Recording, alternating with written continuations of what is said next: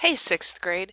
While watching our video today, you have to keep track of 2 learning goals and 3 vocabulary words. So get ready to take lots of notes, sorry, while we learn about relationships between quantities. So here are your learning goals for today. Let's try that again. I will. Number 1, predict the next term in a sequence. Number 2, I will write numerical and algebraic expressions.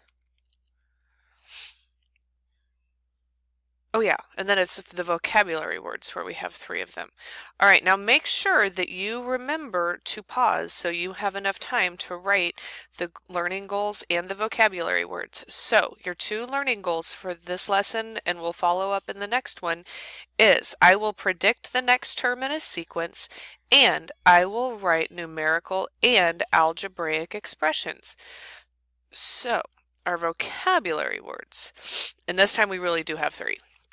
All right, we have sequence. A sequence is a pattern involving an ordered arrangement of numbers, figures, letters, or other objects. It's basically a fancy way of patterning, which I know you guys learned all about that starting back in preschool and kindergarten and all that. But now that you're in 6th grade, it's not patterning, it's a sequence. Number 2, our next vocab word is term. A number, variable, or product that is part of a sequence. And we're going to be using these words quite a bit in our lesson today and the next one. And your final vocabulary word is algebraic expression. And it is a math phrase involving at least one variable, numbers, and operations. And you guys already know that your operations are adding, subtracting, multiplying, and dividing. So make sure that you hit pause so you can get all of this in your notes, because all of this is going to be very important throughout this unit. So let's say we are going to build train cars, and we're going to build these fantastic little train cars by digging through buckets of, I don't know, train car pieces. And we need to make sure that we can find enough wheels for each train car to have 4 wheels. So let's hear. I want you to be completely impressed by my artistic ability here. I know you guys already are. So here's one train car. There's the wheels. One train car equals 4 wheels.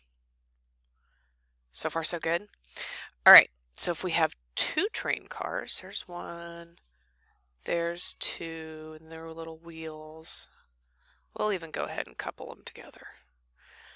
So 2 train cars, you'd have 4, 8. 2 train cars makes 8 wheels.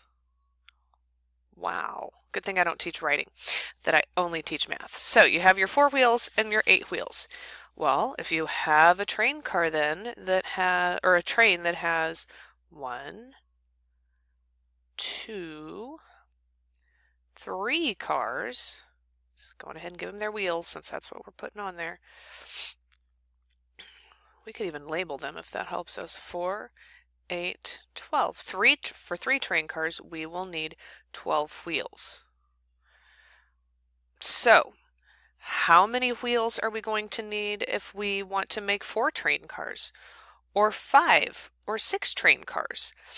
So, I want you in your notes to write incomplete sentences how you would figure out how many wheels you need for 4 train cars and 5 train cars. You're going to need to pause while you get that into your notes. So now we're going to throw out one of our vocabulary words, sequence. which is a pattern involving an ordered arrangement of numbers, geometric figures, letters, or other objects. And you already have that in your notes. So the train cars and the wheels form number sequences. So you've got your number of cars,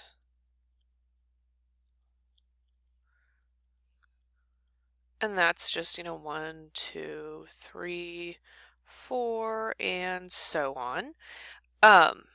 And then the number of wheels.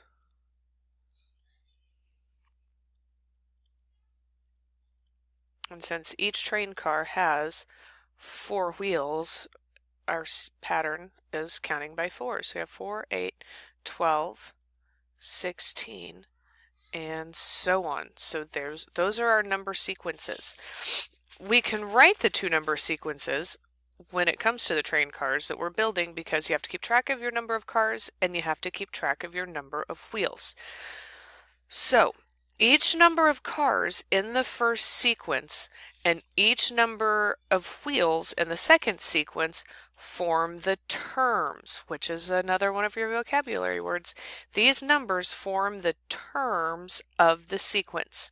And remember, like you already got in your notes, the term or the terms, those are the numbers, variable or product of numbers and variables that are, all right here. So when we look at the sequences from our train cars and wheels, we can answer questions about the terms. For example, what is the first term in the second sequence? Well, take a look at your notes or here on the screen, and you'll see that 4 is the first term in our second sequence. What term is third in the first sequence? Well, the number of cars is our first sequence, and 1, 2, 3. The 3 is our third term in our first sequence. So, even though it doesn't say up here on the screen what would be our 5th term in our first sequence, well, we can tell that we're counting by ones. So we have 1, 2, 3, 4. So the 5th term would have to be 5, wouldn't it? And then so on. Let's hear. So when we look at our notes, we can see that the 2 quantities that change are the number of cars and the number of wheels. If you want, I want you to answer these next couple of questions in your notes. Okay, I'm going to give you a couple of questions that I want you to answer in your notes.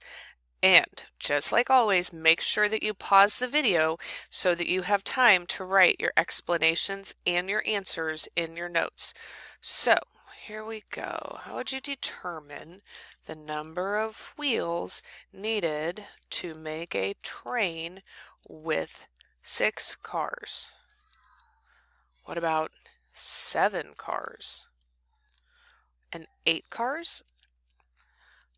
So how would you determine the number of wheels needed to make a train with 6 cars, a train with 7 cars, and a train with 8 cars? And make sure you pause so you can get all of this in your notes.